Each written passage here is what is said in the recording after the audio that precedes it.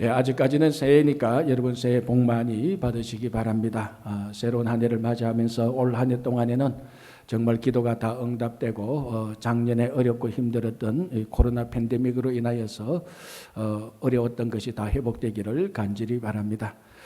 오늘 계속해서 우리 로마서 말씀을 보겠습니다. 오늘 로마서 4장 25절을 먼저 보겠는데요. 이 4장 25절은 로마서 사실은 1장에서 4장까지 전체적인 1장에서 4장까지 전체적인 결론에 해당되기도 하고 또 5장으로 연결하는 연결고리가 되기도 합니다. 또한 이 4장 25절은 복음에 관하여서 아주 명쾌하게 잘 요약 정리해 놓은 것입니다. 제가 다시 한번 4장 25절을 읽어보겠습니다. 이만큼 복음 예수 그리스도의 죽음과 살리심에 대해서 간단하게 잘 증명해 놓은 성경 구절도 잘 없습니다. 자, 4장 25절 예수는 우리가 범죄한 것 때문에 내 줌이 되고 또한 우리를 의롭다 하시기 위하여 살아나셨느니라. 자, 두 가지 과정이 있죠. 첫 번째는 예수님께서 십자가에 돌아가신 것, 두 번째는 다시 살아나신 것, 부활하신 것. 자, 이 두 과정을 우리가 한번 보겠습니다. 먼저 예수님께서 우리 범죄함을 인하여서 내 줌이 되었다, 내어 주셨다, 내어 줌이 되었다라는 겁니다. 쉽게 말하자면은 예수님께서 십자가에 내어 줌이 되셔서 돌아가셨다 이 말입니다. 근데 우리가 이제 복음서를 보면은 예수님을 십자가에 내어 주는 그 과정, 그 프로세스가 잘 나와 있습니다. 첫 번째 누가 스타트를 하는가 하면은 가룟 유다죠. 가룟 유다가 예수 그리스도를 은 30냥, 은 30냥 그 당시에는 성인 몸값입니다. 성인 몸값 은 30냥을 받고 대제사장들과 종교 지도자들에게 팔아 넘깁니다. 그래서 대제사장과 종교 지도자들은 예수님을 받아서 이 예수님을 다시 또 빌라도에게 넘기는데 왜냐하면은 겉으로는 대제사장과 종교 지도자들이 겉으로는 예수님이 율법을 범하고 예를 들면 안식일 날 행해서는 안 될 일을 하고 그리고 예수님 자기 자신이 하나님의 아들이라 칭하고 그러니까 신성모독이죠. 이런 잘못된 율법을 범하고 신성모독을 하는 이런 일 때문에 빌라도에게 넘긴 것처럼 보이지만은 실제 내면을 보면은 예수님에 대한 시기와 질투와 정오가 가득했기 때문에 그렇죠.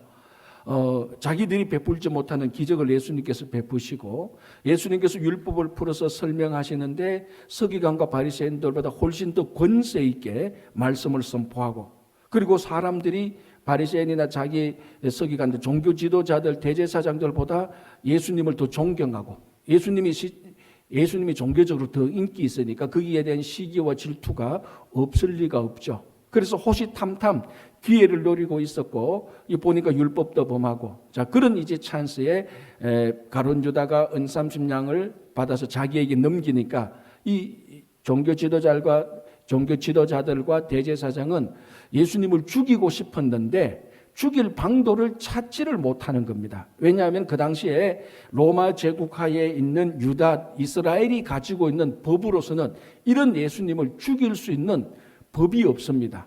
그래서 예수님을 죽이려고 로마 법에 호소하기 위하여서 로마 총독이 된 빌라도에게 넘기죠. 그때 뭐 여러 가지 종교적인 이런 항목을 넘기지만 중요한 말 한마디를 합니다. 왜 빌라도가 예수님을 받아야 되는가? 이 대제사장과 종교 지도자들에 의하면 그러니까 고소 항목이죠. 고소 항목에 보면은 이 예수라는 사람이 자칭 왕이라고 칭했다. 그러니까 우리에게는 로마 제국의 로마 황제가 왕인데 이 사람이 왕이라고 칭했다. 반역자가 아니냐. 그러니까 사실은 반역자처럼 해서 빌라도에게 넘겼습니다. 그래서 빌라도가 쭉 우리말로 하면은 빌라도가 법정에서 그 고소한 항목들을 쭉 보니까 이게 죄가 없거든요. 속이 뻔히 보이는 겁니다. 그래서 로마 총독이지만은 그 법정에서 로마 총독이 그 법으로 다루어야 되는데 죄가 없는 예수 그리스도를 처형하라니 처형할 방도가 없는 겁니다. 어떻게 할까? 그래서 사실은 빌라도가 이제 예수님을 놓아주려고 했죠. 그래서 명절에 죄수한 사람을 놓아주는 그 이스라엘의 관례를 이용해서 바라바를 놓아주려고 했지만은 그 유대 백성들이 예수 대신에 그 예수님을 놓아주려고 바라바를 처형하려고 했지만 그 그 유대인들이 그 바라바를 놓아주고 예수님을 십자가에 처형하라고 해서 이 빌라도가 예수님을 놓아주면은 밀란이 날까 싶어서, 밀란이 나면은 이게 또 자기 고가에, 인사 고가에 영향을 미치잖아요. 로마 제국의 황제가 유다의 반란을 일으키고 반란을 제대로 잘 처리지 못했던 이 로마 총독 빌라도에게 이제 손해를 끼치니까 빌라도가 그 밀란이 두려워서 예수를 십자가에 넘겨주어서 처형하게 되는 것입니다. 그래서 예수님께서 사형을 당합니다. 자, 제가 이 복음서에 나타난 예수님이 십자가에 내어줌의 프로세스를 봤습니다. 가룟 유다가 예수님을 대제사장과 종교 지도자들에게 넘겨주고, 그리고 종교 지도자들과 대제사장이 빌라도에게 넘겨주고, 빌라도는 결국 십자가에 넘겨주어서 예수님이 예수님이 십자가에서 죽게 되는 것입니다. 자, 이런 예수님의 내어줌에 관련된 사람들을 보니까 하나같이 흉악한 죄인들입니다. 가룟 유다, 그 물질에 대한 탐욕으로 예수님을 넘겨주고, 대제사장과 종교 지도자들 종교적인 시기와 질투와 정오로 인하여서 예수를 넘겨주고, 빌라도 자기 자리를 지키기 위해서, 권력의 자리를 지키기 위해서, 자기 이권을 지키기 위하여서 예수를 십자가에 넘겨주고, 하나같이 이 예수를 넘겨준 사람에 관련된 이 사람들은 하나같이 비겁한 사람들이고 흉측한 죄인들에 불과합니다. 그런데 오늘 사도 바울이 선포했던 예수님이 십자가에 예수님이 십자가에 내어주게 된 이유는, 이 예수님이 십자가에게 내어주게 된 관련된 그 사람들의 범죄한 때문이 아니고, 이 사람들이 다 범죄인들이고 다 죄와 잘못을 했지만 이 사람들 때문이 아니고 우리 죄와 잘못, 우리 범죄함 때문에 예수님께서 십자가에 넘겨주셨다는 것입니다. 우리가 볼 때는 여기 관련된 가룟 유다, 빌라도나 종교 지도자들 보면 전부 다 잘못한, 정말 이 사람들이 잘못했기 때문에, 이 사람들이 범죄를 했기 때문에 예수님이 십자가에 넘겨진 것 같은데, 사도 바울은 아니다, 그 사람들의 잘못이 아니고 우리 잘못이다, 너 잘못이다라고 사도 바울은 선포하고 있습니다. 자, 그러면은 우리가 이 예수님께서 십자가에 넘겨주는 이 프로세스 과정을 보면서 나타난, 넘겨준 사람들의 죄를 보면서 이 사람들의 죄 때문은 아니지만은 이 사람들의 죄가 바로 우리 죄였다는 것입니다. 가만히 보니까 전부 다 우리가 가지고 있는 죄입니다. 가룟 유다가 예수님을 넘겨준 그 원인, 이유, 물질에 대한 탐욕, 서생에 대한 배신, 다 우리가 이롭지 않으면은 우리는 배신하고 물질에 대한 탐욕이 다 있는 사람들 아닙니까? 우리에게는 언제나 시기와 질투가 정오고 가득합니다. 심지어는 극단적으로 할 때는 진짜 죽이고 싶을 만큼, 죽이고 싶은데 방도가 없어서 어쩔 수 없이 간직하고 있는 시기와 질투가 우리들에게도 있는 경우가 허다합니다. 그리고 내 권력의 자리, 내 이권의 자리를 놓지 않으려고, 내 기득권을 지키려고 다른 사람들을 해치거나 손해를 끼치거나 하는 것, 그거 다 우리들이 가지고 있는 죄입니다. 비록 그 사람들의 죄 때문이라고는 말하고 있지 않지만 그 사람들이 가지고 있었던 그 죄들이 우리들에게 다 있고, 이 우리 죄로 인하여서, 우리의 범죄함을 인하여서 예수님께서 십자가에 내어줌이 되어서 죽게 되었다는 것입니다. 만약에 여러분들의 잘못과 여러분들의 실수, 또는 실수라 하더라도 여러분들의 잘못과 죄로 인하여서 혹시 한 사람이 죽은 경우가 있습니까, 여러분? 제가 여러분들의 과거와 사생활은 자세히 몰라서 묻지만은, 제가 알기로는 여러분들이 과거에 어떤 삶을 살았는지는 잘 모르지만 제가 알기로는 지금 이 자리에 계신 분 가운데 과거에 어떤 사람을 죽였다는 얘기는 제가 들어본 적이 없습니다. 그런데 만약에 가정해서 여러분들이 잘못과 범죄로 인하여서 사람을 죽였다고 한번 가정해 본다면, 여러분 그 이후에, 살인 이후의 삶이 어떻겠습니까? 평생 자기 잘못과 반성과 우리는 회개로 살 것입니다. 내가 그런 잘못을 했어, 내가 한순간 잘못했어, 실수했어, 내 안에 갑자기 악이 넘쳤어. 분명히 정상적인 사람이라면 반성하고 회개하면서 살 것입니다. 그리고 그 자기 잘못에 대한 책임을 지고 내 잘못에 대해서 손해를 끼친 사람들에게 보상을 하면서 살 것입니다. 그게 정상적인 사람입니다. 사람을 혹시나 우리가 죽였다. 자, 그렇다면 우리가 실제적인 현장에서 사람은 죽이지 않았지만 사도 바울이 말하기를 우리 죄로 인하여서 이 땅에 오신 메시아가 죽었다라고 말을 합니다. 뒤집어서 말하면 우리가 메시아를 죽였다라고 말하고 있는 것입니다. 현장에서 사람은 한 사람을 죽여도 평생 회개 속에서 살며 책임감과 보상 속에서 사는데 우리가 메시아를 죽였으니 당연히 우리들은 메시아를 죽인 죄인입니다. 그리고 그에 대한 책임이 있고 그에 대한 메시아에 대한 보상의 삶을 살아가는 것이 정상적인 성도의 삶입니다.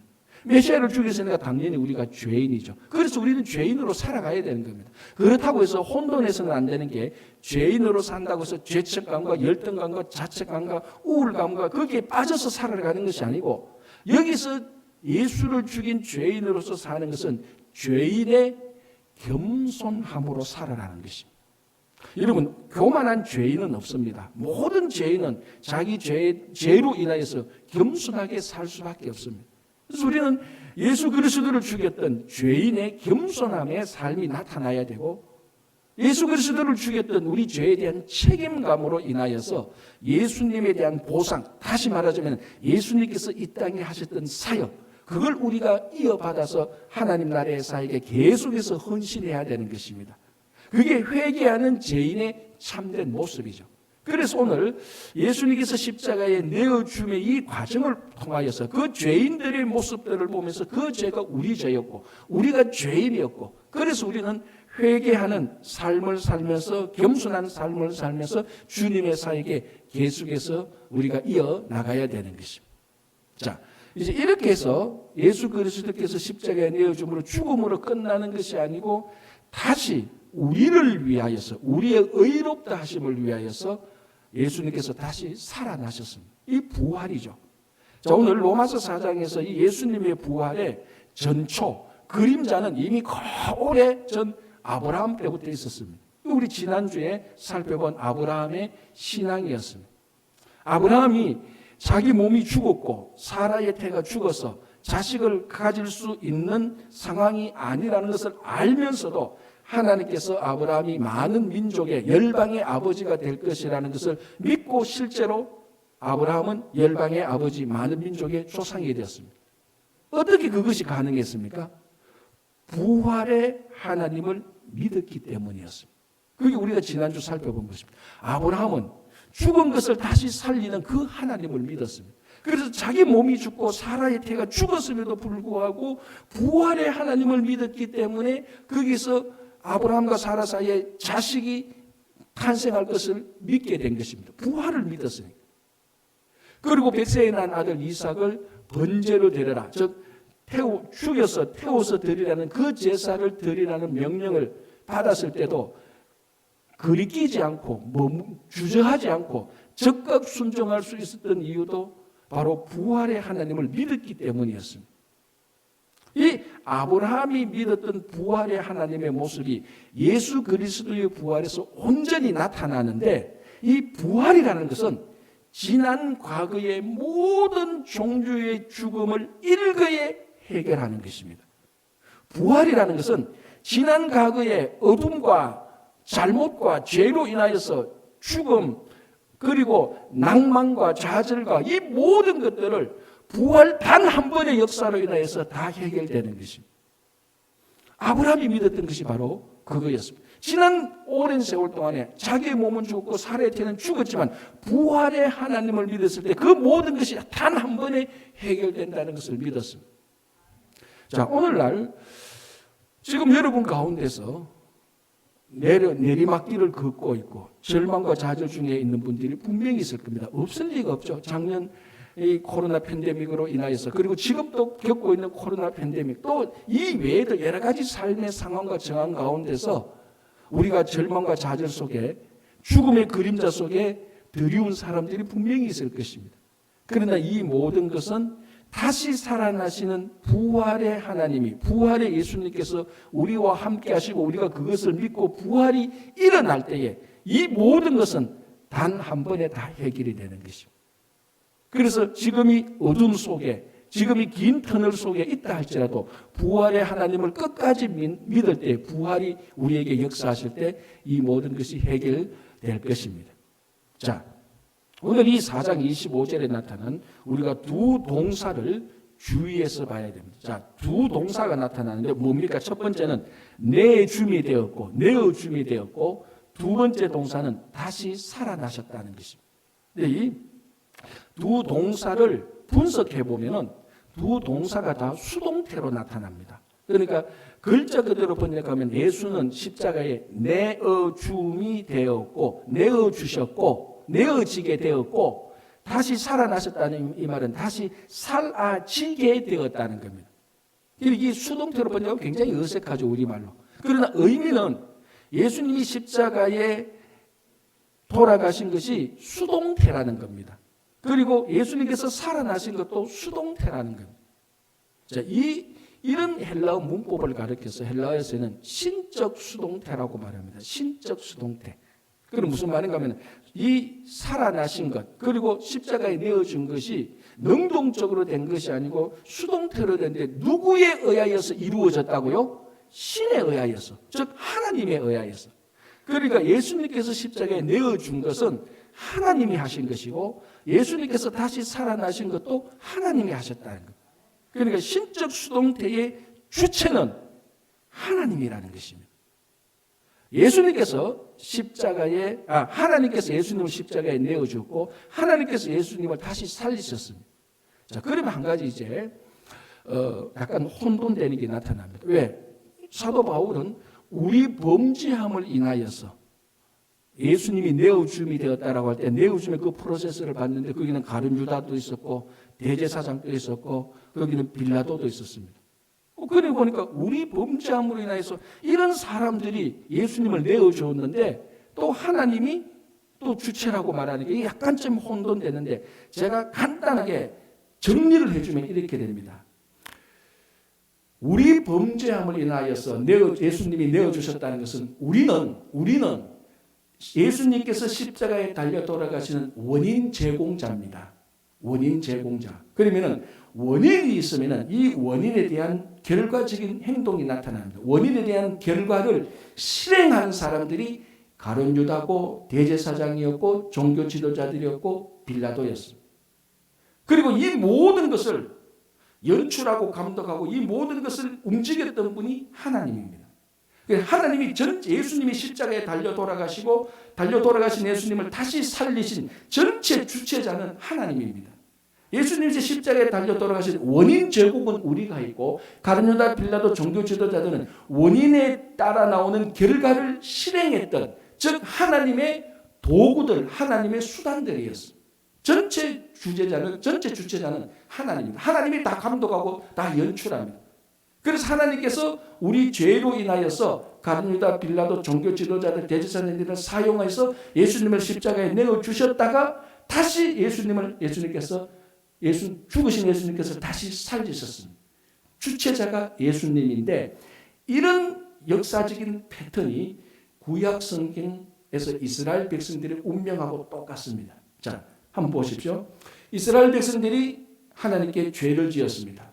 우상을 섬기고 말씀을 지키지 않았고 안식일을 범했습니다. 이스라엘 백성들이 분명히 죄를 지었습니다. 이 원인을 제공했죠.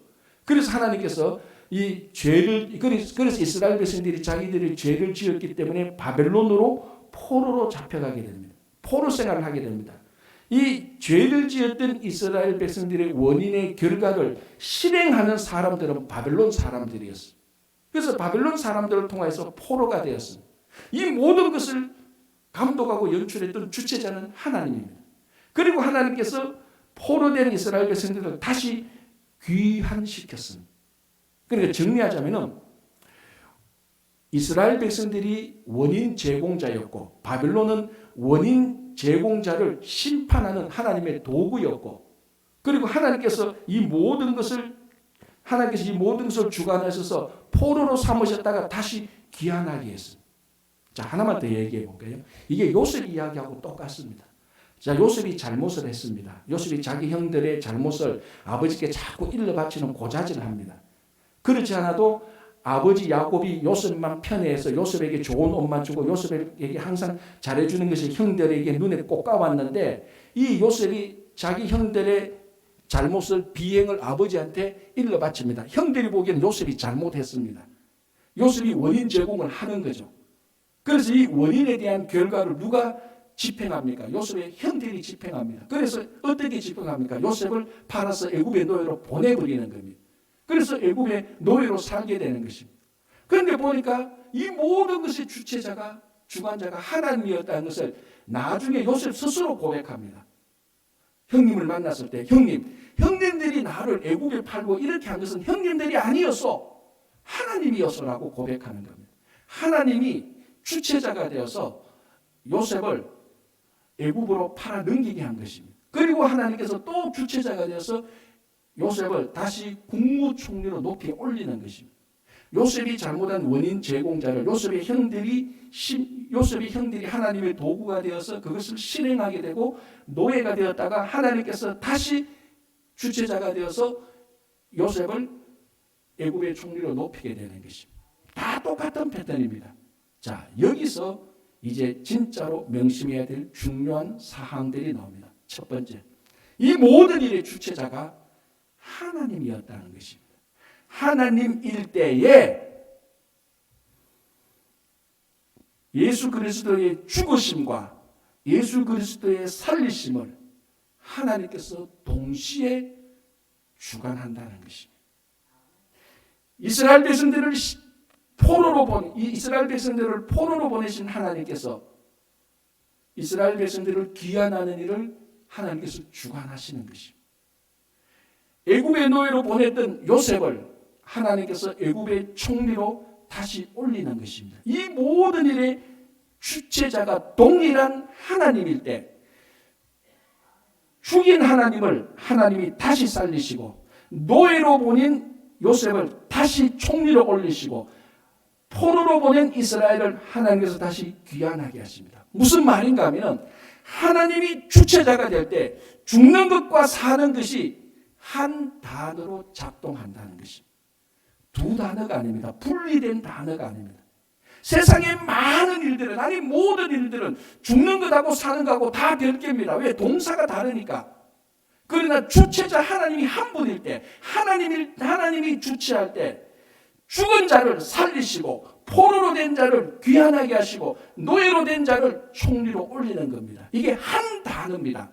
하나님께서 주체자가 될 때는 죽은 사람은 반드시 살아나는 겁니다. 왜? 단어가 하나니까. 이 두 가지 일이 하나님 안에서는 분리된 것이 아니라 하나로 역사하는 겁니다. 노예로 간 사람이 총리로 갑니다. 반드시 가게 되는 겁니다. 갈까 말까가 아니고. 왜? 이 단어가 하나님이 주체자가 될 때는 하나이니까. 포로로 간 사람은 반드시 귀환하게 됩니다. 왜? 주체자가 하나님 한 분이니까. 이 단어가 포로와 귀환이 두 단어가 아니고 하나님에는 한 단어로 완전히 섞여버려서 뗄래야 뗄 수가 없습니다. 죽음과 부활은 뗄래야 뗄 수가 없습니다. 죽었다면 반드시 부활하게 되고 포로가 됐다면 반드시 귀환하게 되고 노예로 갔다면 반드시 높이 올리게 되는 것입니다. 그래서 예수 그리스도의 내어줌의 주체자였던 하나님께서 다시 예수 그리스도를 살리는 것입니다. 그렇다면 지금 여러분들의 삶이 깨지고 박살나고 자빠지고 죽어가고 있다면 여러분들의 삶의 주체자가 하나님이라면 아직 여러분 삶의 한 동사의 절반밖에 이르지 않았습니다. 반드시 그 나머지의 절반 다시 일어나고 다시 회복되고 다시 살아나는 것이 반드시 일어나도록 되어 있습니다. 왜? 이거는 분리된 두 가지 일이 아니고 뗄래야 뗄 수 없는 한 가지 일이기 때문에 그렇습니다.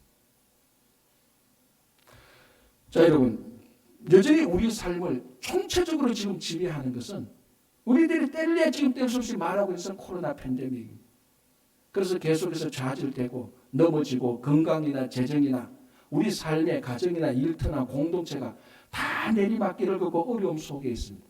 그러나 이 모든 것의 주관자, 주체자가 하나님일 때 우리가 그 하나님을 고백하고 받아들일 때 다시 일어나고 다시 회복되고 다시 살아나는 것은 반드시 일어나도록 되어 있습니다. 왜 그렇습니까? 이 두 개는 분리된 것이 아니고 하나이기 때문에 그렇습니다. 그래서 지금 죽어가고 있습니까? 넘어지고 깨지고 자빠지고 있습니까? 주체자가 하나님의 것을 받아들이신다면 나머지 반쪽 반드시 일어나게 됩니다. 다시 살아나고 다시 회복되고 다시 일어서게 되는 것입니다. 지금 울고 있습니까? 다시 웃게 될 것입니다.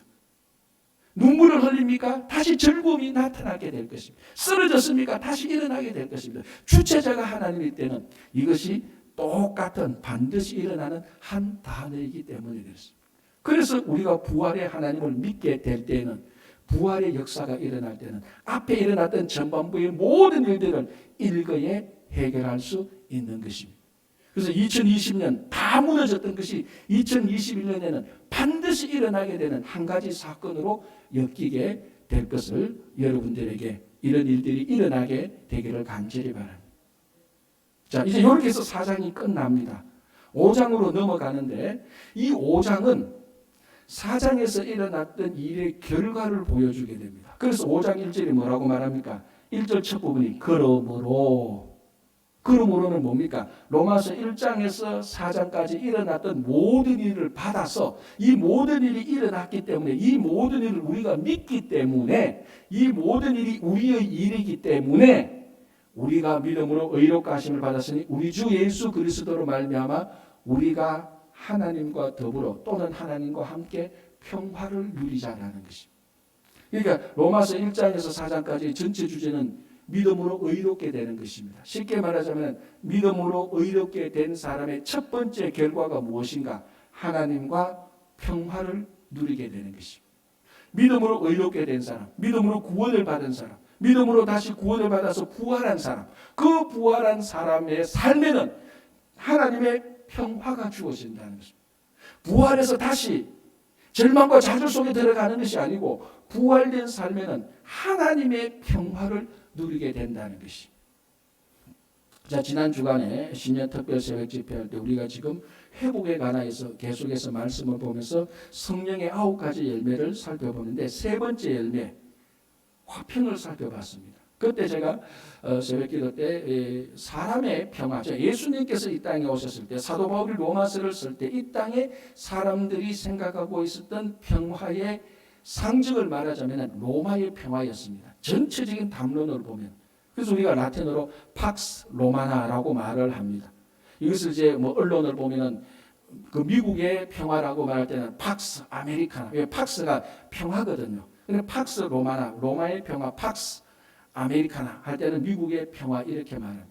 근데 이 사람들이 말하는 이 평화하고 오늘 믿음으로 의롭게 된 사람에게 하나님께서 선물을 주시는 하나님의 평화하고는 같은 점도 있겠지만 차이점이 굉장히 많습니다.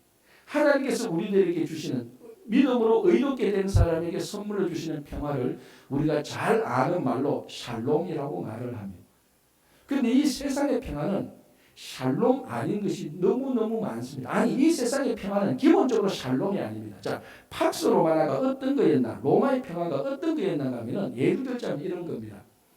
이게 아우구스투스 황제부터 200년 동안 로마가 평화를 이루었습니다. 그런데 이 로마가 평화를 이루었을 때 그 이면 로마가 다스리고 있던 식민지에는 평화가 아니고 착취와 폭력과 어둠이었습니다. 그러니까 팍스 로마나 이면에는 뒷면에는 절대로 평화가 아니었다니까요. 자, 예를 들자면 이런 일이 있었습니다. 로마 교외에, 로마 도시의 교외에 큰 인공호수를 만듭니다. 얼마나 인원이 많이 동원됐습니까? 큰 인공호수를 만들어서 거기에 배를 30척을 띄웁니다. 전함 30척. 여러분, 전함 30척을 띄울 인공호수를 만든다면 어마어마하게 큰 사람, 어마어마하게 큰 호수였고 어마어마하게 큰 노동력이 동원됐습니다. 그 노동력은 다 포로였죠. 그리고 30척을 만들고 띄워놓고 전쟁포로 3,000명을 데리고 옵니다. 그리고 1,500에서 나누어서 서로 전쟁을 하게 합니다. 게임이 아니라는 거예요. 목숨을 건 전쟁을 하고 로마 시민들과 권력자들은 그걸 보고 즐거워하면서 박수치고 우리 편이기라 내기하고 평화를 누렸다니까요. 그게 말하는 로마의 평화의 한 단면입니다. 로마 시민들과 로마 권력자들에게는 그게 평화로웠죠. 자기들이 볼 때 자기는 하나도 해를 끼치지 않으니까 앞에 사람들이 그 전쟁포로들이 죽고 죽이는 그걸 보고 좋아하면서 그게 로마의 평화인데 그 이면은 뭡니까? 착취와 폭력과 살인과 정복밖에 없었던 거죠. 그게 인간이 말했던 역사적인 말했던 평화였습니다. 그 평화하고 하나님께서 주시는 샬롬하고는 근본적으로 다르고 이런 로마의 평화는 평화가 아니고 폭력이었습니다. 살인이었죠. 오히려. 자, 지금 세계에서 있는 상 중에 가장 권위 있는 상이 노벨상입니다. 그런데 이 노벨상 가운데 노벨 평화상은 종종 논쟁이 되었습니다. 가끔 저도 개인적으로 노벨상을 받는 수상자의 이름이 발표될 때, 야, 저런 사람들이 인류의 평화를 진짜 기여했을까? 질문되는 사람들이 사실은 있었어요. 그런 일이 자꾸 겹치면 이제 노벨 평화상 수상자가 나와도 그 사람을 그 사람이 평화를 많이 그 노력했던 사람을 인정 안 하게 되죠. 자, 그런데 이 노벨 평화상 팔러시에 의하면은 이런 규정이 있다고 합니다. 노벨 평화상 한 사람이 수상자가 되어서 많은 사람들이 추천됩니다. 그죠? 그런데 누가 추천되었는지는 그 이후로부터 50년이 지난 다음에 추천자의 이름을 발표하도록 되어 있습니다. 그러니까 예를 들어서 20년 전에 노벨 평화상 후보자로 누가 추천되는지 공식적으로 발표를 안 합니다. 뭐 언론에서 누가 되었다 이런 말은 나오지만. 그런데 이 50년이 지난 후에 노벨 평화상 후보자로 추천된 사람의 면면을 보니 기가 찰 정도입니다. 누구 어떤 사람들이 있었는 줄 압니까? 히틀러, 무솔리니, 스탈린. 다행히 이 사람들이 노벨 평화상을 받지 않아서 다행이지만 그런 사람들이 추천되었다는 사실만 봐도 얼마나 세상의 평화가 정치적으로 남용되고 오염되었다는 것을 우리는 알 수 있습니다. 그래서 이 세상의 평화는 정치적인 오염과 남용과 착취와 폭행의 다른 면하고 똑같습니다. 좀 범위를 확 줄여서 우리 일반 백성들, 일반 국민들이 누리는 평화를 한번 보십시오. 뭐 좋은 여행을 간다든지 좋은 음식을 먹는다든지 이때 행복하고 평화감을 누립니다. 잘못된 것이 아니죠. 전번에 영화에 이런 장면이 나타났습니다. 그 전날 소낙비가 오고 비가 굉장히 많이 왔는데 그 다음날 아침에 날씨가 산뜻하게 개었습니다. 그리고 비 오고 난 다음 그 다음날 얼마나 공기가 신선하고 좋았습니까? 그래서 그 영화의 주인공이 야외 커피숍에 가서 커피를 마십니다. 커피 향도 좋고 날씨도 산뜻하고 모든 게 다 좋았습니다. 너무 행복했고 너무 평화로웠습니다. 그때 옆에 차가 지나가면서 어제 비가 와서 그 고여있던 그 물이 있는 곳에 차가 지나가면서 흙탕물이 커피를 마시고 행복하게 평화롭게 마시는 이 여인의 옷에 흙탕물이 확 묻히게 됩니다. 한순간 평화가 박살나는 거죠. 그러면서 이 여자 주인공이 그 자기의 흙탕물을 튀기고 하는 그 운전사에게 뒤에서 막 고래고래 고래고래 욕을 지르는 고함을 지르는 그런 장면이 나타납니다. 평화가 한순간에 다 깨어졌습니다. 자기는 행복했고 한순간 평화로웠습니다. 그게 사람들이 만든 평화인데 얼마나 연약합니까? 얼마나 위선입니까? 흙탕물 하나만 튀겨도 그 평화는 박살이 나는 게 인간이 만든 평화입니다. 그러니까 인간이 만든 평화, 사람의 평화는 항상 위태위태하죠. 그리고 항상 깨어지기에 마련입니다. 자, 이런 로마의 평화나 노벨 평화상이나 커피 한 잔 마시는 이 평화의 모든 세상의 평화의 공통점은 주체가 사람이라는 겁니다. 우리가 만들고 우리가 평화로운 상황을 세팅하고 뭔가 얻고 가졌을 때 가지는 평화입니다. 그러나 하나님의 평화는 샬롬은 주체자가 하나님입니다. 하나님이 사람에게 주는 선물입니다. 그래서 이 평화는 하나님이 주는 평화 샬롬은 우리가 최악의 상황에 빠지고 있어도 그 평화를 누릴 수가 있습니다. 그리고 우리가 연약하고 부족해도 못생겨도 신분이 아무리 낮아도 물질이 없고 권력이 없고 명예가 없어도 다른 사람들에게 인기가 없어도 하나님이 주시는 샬롬을 누릴 수가 있습니다. 그러나 세상의 평화는 이런 사람들은 평화를 누릴 수가 없습니다. 뭔가 가져야 되고 뭔가 얻어야 되고 뭔가 세팅을 해야 되기 때문에 커피 한 잔을 마시려고 해도 커피 한 잔 마실 수 있는 뭔가가 내게 있어야 평화를 누리게 되는 것입니다. 그러나 하나님이 주시는 평화는 내가 아무것도 없어도 내 상이 극단적으로 악화되어도 하나님이 주시는 샬롬은 받아 누릴 수가 있습니다. 예수님께서 십자가에 달려서 돌아가시고 부활하시기 바로 그 사이 안식 후 첫날, 그러니까 예수님께서 부활하시는 바로 그날에 제자들은, 부활을 믿지 못했던 제자들은 얼마나 두렵고 무서웠는 줄 압니까? 여러분 한번 생각해 보십시오. 자기들의 스승 예수님이 공식적인 법으로는 로마에 의하여서, 로마의 반역자로 의하여서 왕이라고 주장했다가 로마의 반역자로 의해서 자기들의 스승이 처형당했습니다. 그러면 여러분, 반역자의 우두머리가 처형당했으면 반역자의 그 잔당들은 어떻게 됩니까? 로마에 또 붙잡혀서 감옥에 가거나 또 사형을 당해야 됩니다. 그래서 제자들은 로마 군인들이 자기를 찾아낼까 봐, 그리고 유대인들이 자기들을 고소할까 봐 겁이 났습니다. 그래서 요한복음 20장을 보면은 이 제자들이 자기들끼리 모여가지고 문을 꼭꼭 걸어 잠그고 숨죽이고 유대인들을 두려워하고 있었습니다. 종교 지도자들, 유대인들이 자기들을 고소할까 봐. 그러면 로마인들이 와서 자기들을 반역자의 무리로 잡아서 처형하니까 얼마나 두렵고 무서워했습니까? 요한복음 20장 보면 이 제자들이 굉장히 두려워했다는 장면이 나타납니다. 평화가 없습니다. 이때는 사람들이 평화를 만들 수가 없습니다. 그러나 그날 부활하신 예수님께서 부활체의 몸으로 꽁꽁 열쇠로 닫아놨던, 자물쇠로 닫아놨던 그 공간을 뚫고 들어와서 제자들에게 뭐라고 말합니까? 내가 너희들에게 샬롬, 평강을 주노라. 이게 하나님께서 우리들에게 주시는 평강입니다. 세상의 평화, 사람의 평화는 그런 상태에서 결코 평화를 누릴 수가 없습니다. 그러나 하나님께서 주시는 평화, 예수 그리스도를 믿음으로써 의롭게 되는 사람들에게는 아무리 못나도, 아무리 걱정과 염려되는 상황이 있다 할지라도, 저 지하 감옥에 갇혔다 할지라도 하나님께서 주시는 평화를 받아 누릴 수가 있습니다.